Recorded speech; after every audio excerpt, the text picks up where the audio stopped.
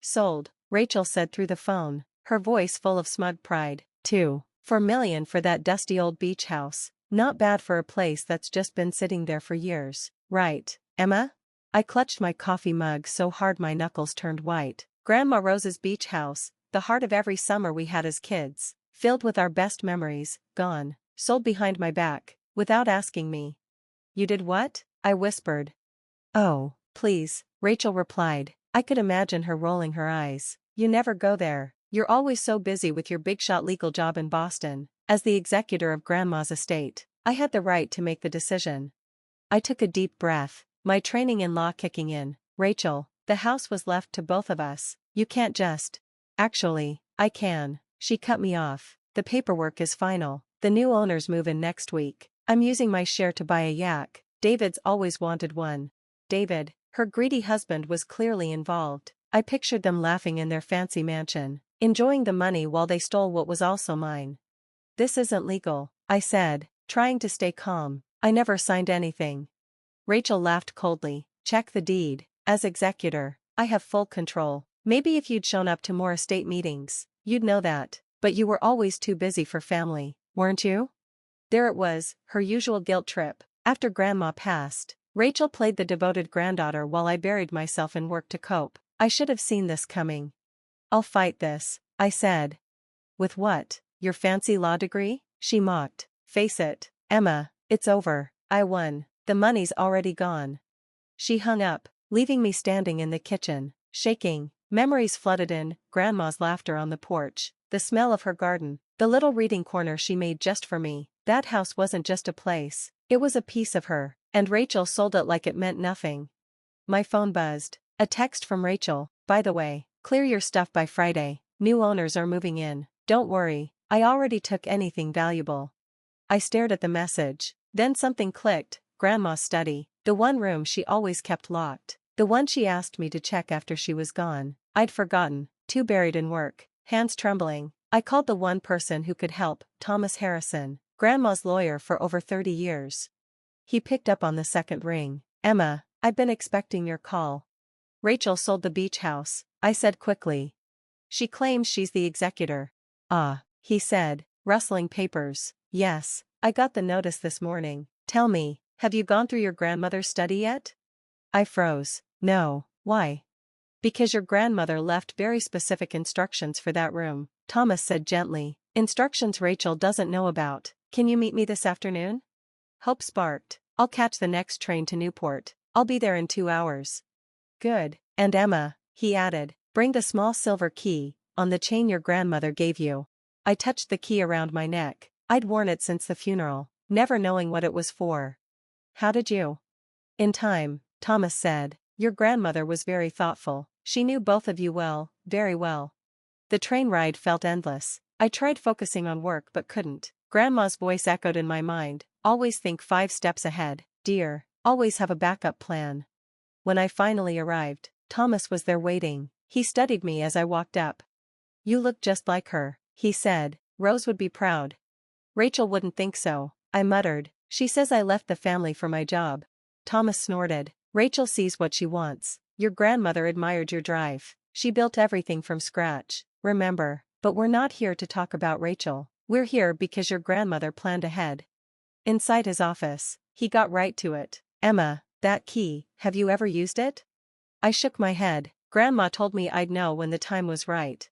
Well, Thomas said, sliding a thick file toward me, the time is now. Your grandmother came to me 2 years ago, concerned about Rachel's greed, so she made a plan. The deed Rachel used to sell the house, it wasn't the final version, Thomas said. 2 weeks before she died, your grandmother filed a new version with very specific rules. Rachel broke those rules when she sold the house. My heart started racing. So what happens now?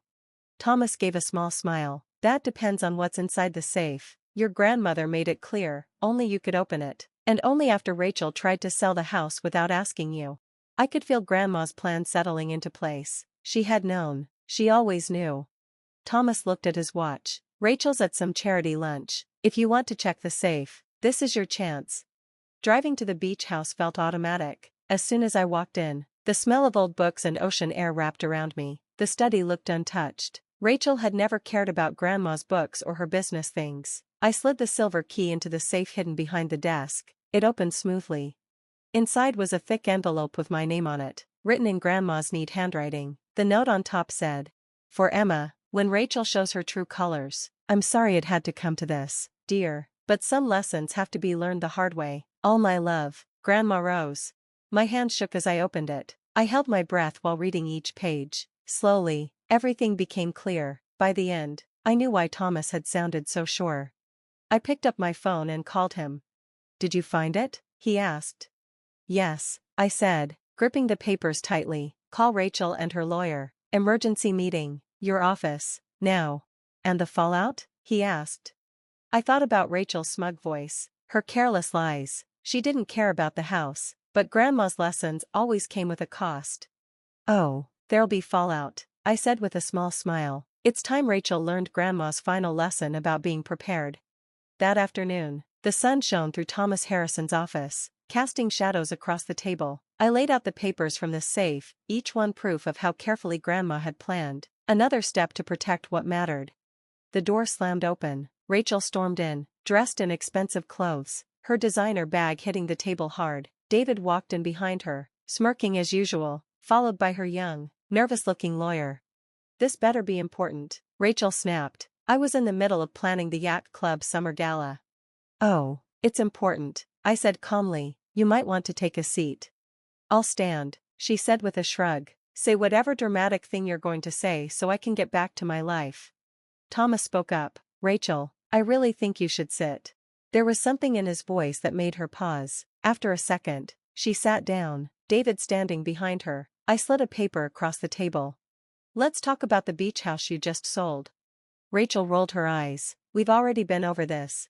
As executor," I said, "you were supposed to follow every one of Grandma's wishes, not just the easy ones." Her lawyer tugged at his collar. "We reviewed all the documents." "No," Thomas said, cutting him off, "not all." He placed a folder on the table. "Rose Mitchell filed a new deed 2 weeks before she passed. It included strict rules." Rachel's face went tense. "What rules?" I held up the document. The official stamp caught the sunlight. The house could only be sold if both of us agreed. If one of us tried to sell it alone, a special rule would take over, something Grandma called the character clause. "The what?" David asked, placing a hand on Rachel's shoulder. Thomas opened his own copy. If either granddaughter tried to sell without the other's approval, full ownership would go straight to the one who was left out. Rachel's nails dug into the table. "That's not possible. I had the deed, I had the right." "You had the first version," I said, "but Grandma updated it. She knew what you'd try." Rachel turned to her lawyer in panic. "She can't do that, right?" The lawyer looked at the paper, his face turning pale. "It appears to be completely valid." Rachel's mask cracked. "But I already sold it. The money's gone, the papers are signed." Thomas calmly slid another paper toward her. "The sale isn't valid," Thomas said. "The new deed takes priority. As soon as you tried to sell the house without permission, it legally became Emma's." The room went quiet. Rachel's face turned pale. "No," she whispered, "this can't be happening." "Oh, but it is," I said, sliding the last document across the table. "Grandma didn't just plan for the beach house, she planned for everything." Rachel's eyes scanned the page quickly. David leaned in, no longer smiling. "The way Grandma's estate was handled had rules," I said. "As executor, Rachel had to follow them. Trying to sell the house without my consent broke those rules." Thomas jumped in, voice calm but clear. "Rachel, starting now, you're no longer the executor. Emma is." Rachel jumped up, her chair screeching. "You can't do this. I did everything while she was off playing lawyer in Boston." "You tried to cheat me," I replied calmly. "You ignored what Grandma wanted and tried to trade our family home for boats and parties." David's voice was tight. "What now?"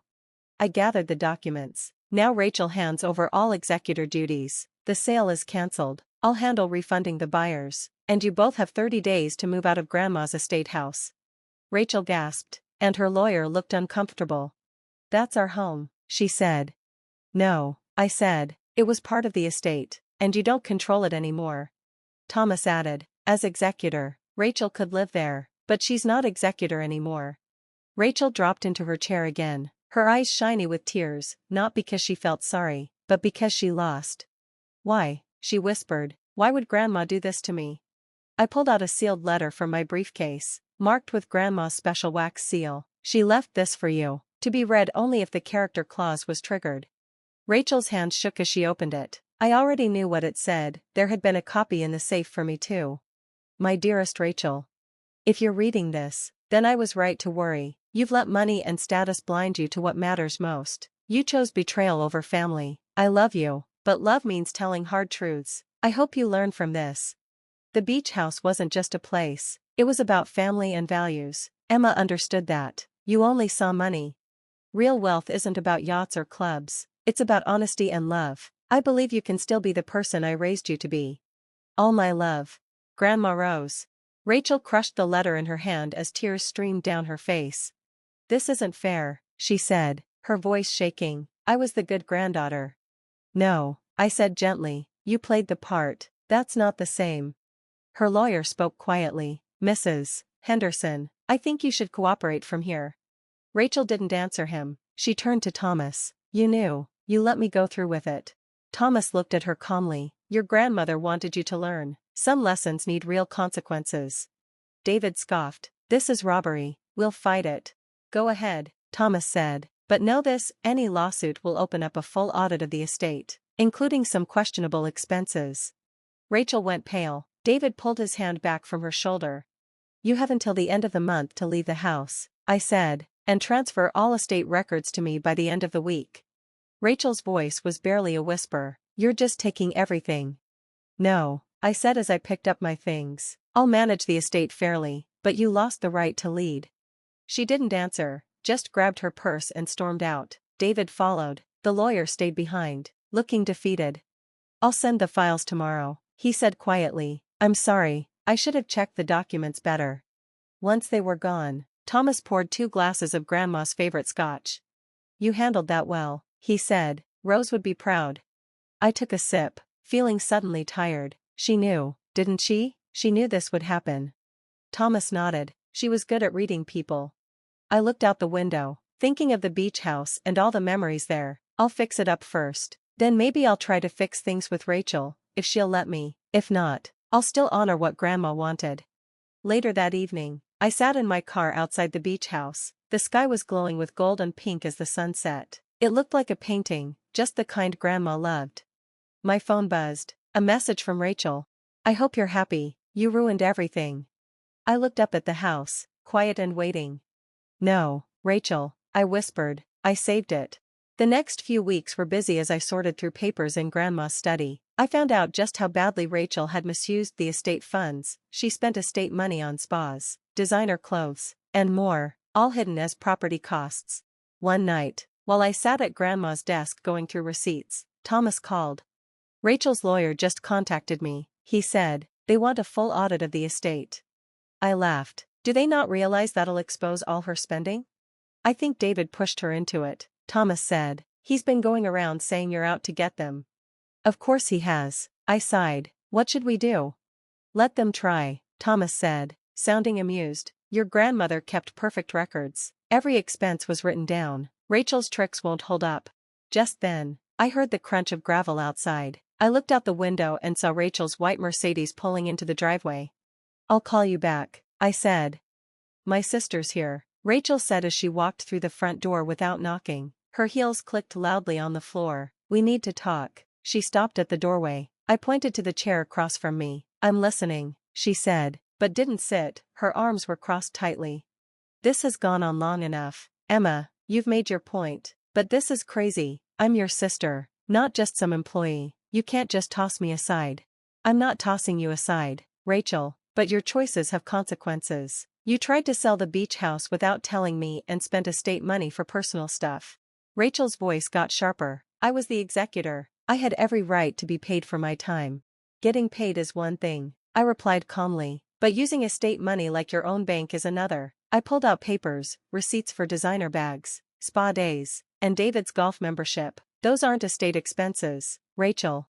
She sank into the chair, her confidence slipping. What do you want from me? I want you to take responsibility and return the money. You're no longer in charge, but if you help fix this, maybe we can save something.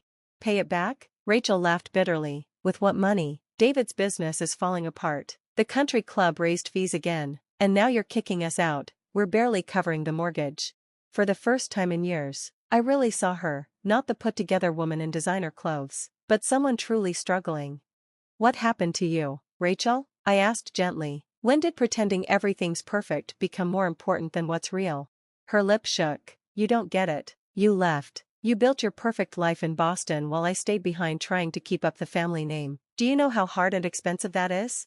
No one asked you to do that, I said. Grandma didn't. She cared about family and honesty, not appearances. Easy for you to say, she snapped. You never cared about impressing people because Grandma taught you better. I took a deep breath. How about this? Pay back what you misused. Help me fix the beach house instead of selling it. And you and David can stay until you get back on your feet. She looked up, surprised. After everything, you'd still do that? You're still my sister. I think Grandma would have wanted to give you a chance to make things right. Rachel looked at Grandma's photo above the fireplace. Then she sighed. The beach house needs a new roof. The garden's a mess too. I know, but we can fix it together, if you're in.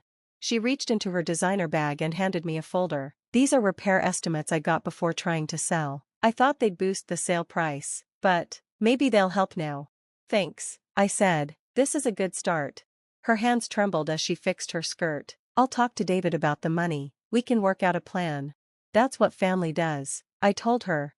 At the door, she paused. I'm sorry, Emma, not just about the house, about everything. I lost myself along the way, but I still believe in second chances, remember? After she left, I called Thomas to update him. He asked, are you sure about this? No, I admitted, but I have to try, for Grandma. Your grandmother believed in redemption, Thomas said, but she also believed in consequences. Be careful. I will. I'm not letting go of control, but maybe this can be the start of something better. The next morning, I drove to the beach house. Rachel's car was already there. I found her in the garden, wearing jeans and gloves, pulling weeds. She looked up when I arrived. They're still alive, she said, pointing at the messy rose bushes. Grandma's roses. They just needed some care. I knelt beside her and put on gloves. Show me what to do. We worked in the sun, side by side. I thought about Grandma's letters, her hard-earned lessons. Maybe this was part of her plan, not just to teach us consequences, but to give us a path to fix things. Then Rachel looked nervous. Emma, there's something else I need to tell you, about the estate. She looked down, her voice low. I invested some of the estate money. She said David had pitched a great opportunity. My heart sank. How much? 800,000, she whispered. I froze. Please tell me you didn't put it into one of David's schemes. Her silence said it all. I thought about how careful Grandma was with her money, and now it was tied up in some risky idea of David's. What was the investment? I asked. A development project in Florida, she said. David said the returns were guaranteed, but the developer went bankrupt last month. That was the real reason they wanted to sell the beach house, not just their spending, but to hide a financial disaster. I grabbed my phone to call Thomas, but Rachel stopped me. Please, she begged. David doesn't know I'm telling you this. He thinks we can fix it, I said quietly. But Rachel, this is serious. You used protected funds and lost them. That's not just a mistake. I know, she cried. Everything's falling apart. I don't know what to do. I really looked at her, not the surface, but the fear underneath, just like Grandma probably once did. First, I said, standing, we need to understand what happened. Get your keys, we're going to see David. The drive was quiet. Rachel kept almost saying something, then stopped. At their house, David's car was in the driveway. Let me talk, I said. David opened the door and looked alarmed. Rachel, what did you do? What she should have done months ago, I said, walking in. Start talking, David.